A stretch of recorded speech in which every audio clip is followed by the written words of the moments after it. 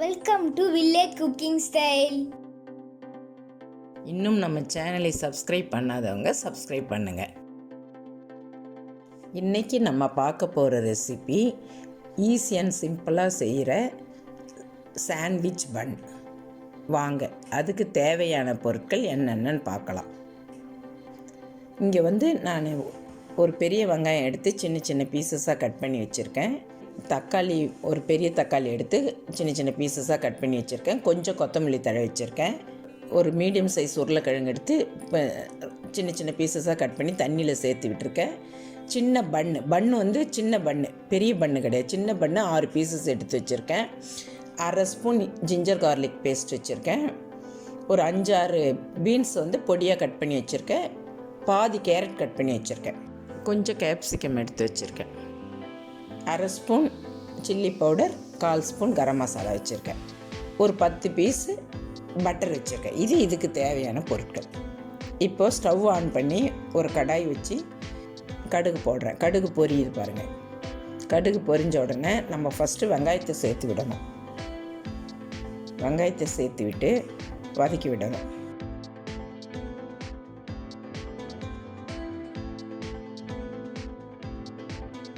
கொஞ்ச நேரம் வதக்கணும். வதக்கிட்டு அப்புறம் தக்காளி சேர்த்து மறுபடியும் வதக்கணும். நல்லா வதக்கி விடணும். அந்த சாண்ட்விச் மசாலாவுக்கு நம்ம நல்லா வதக்கணும். ஏன்னா நம்ம அதில் தண்ணி சேர்க்க போகிறதில்ல, அதனால் நம்ம வதக்கி விடணும். இப்போ கேப்சிகம் சேர்த்து விடுறேன். கேப்சிகம் வதங்கின பிறகு நம்ம ஒரு காயாக சேர்த்து விடணும். இப்போ பீன்ஸ், கேரட் சேர்த்து மறுபடியும் வதக்கி விடுறேன்.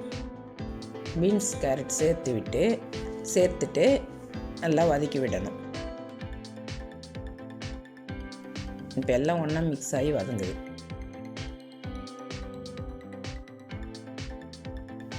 இது நம்ம வதக்கி விடுறதுலே நல்லா வெந்து வந்துடும். அதுக்கப்புறம் உருளைக்கிழங்கு சேர்த்து அதையும் வதக்கி விடணும்.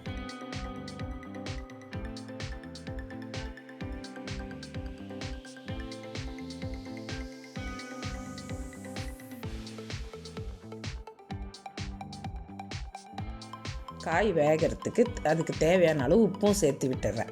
சேர்த்து விட்டுட்டு வதக்கி விட்டோம்னா காய் சீக்கிரம் வெந்து வரும். ஜிஞ்சர் கார்லிக் பேஸ்ட்டும் சேர்த்து விட்டுடணும்.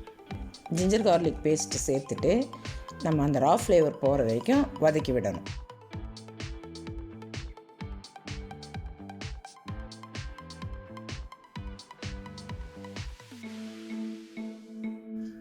மஞ்சள் பொடி கொஞ்சம் சேர்த்து வதக்கி எல்லாம் ஒன்றா மிக்ஸ் ஆகி நல்லா வதங்கி வருது.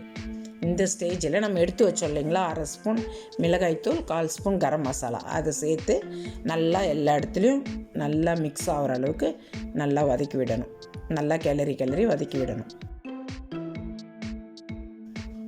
அந்த கரம் மசாலாவும் சில்லி பவுடரும் நல்லா எல்லா இடத்துலையும் கோட் ஆகணும். அப்போ தான் நம்மளுக்கு அது டேஸ்ட்டாக இருக்கும்.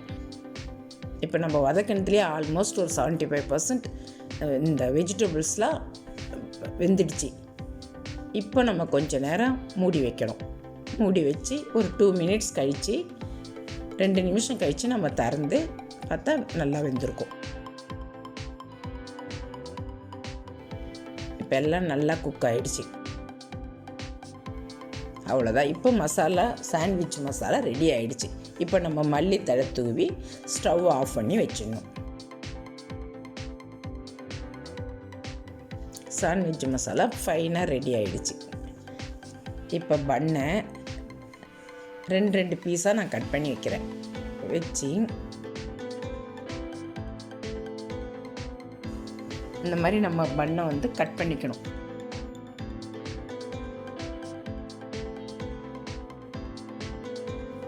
இங்கே தவா வச்சுருக்கேன்.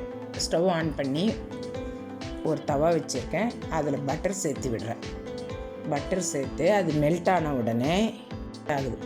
அப்போ நம்ம பன்னை ஒன்றுன்னா இது மாதிரி பண்ணி எடுத்து வச்சுக்கணும். பண்ணும்போது கேர்ஃபுல்லாக பண்ணணும், கையில் சூடு படாமல். பட்டரை நல்லா அதில் அந்த பன்னில் அப்ளை ஆகிற மாதிரி பண்ணி எடுத்து வைக்கணும்.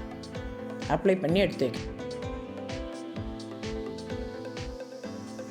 இப்போ நான் அது மாதிரி பண்ணி எடுத்து வச்சுட்டேன் பாரு. மறுபடியும் திருப்பி போடணும்.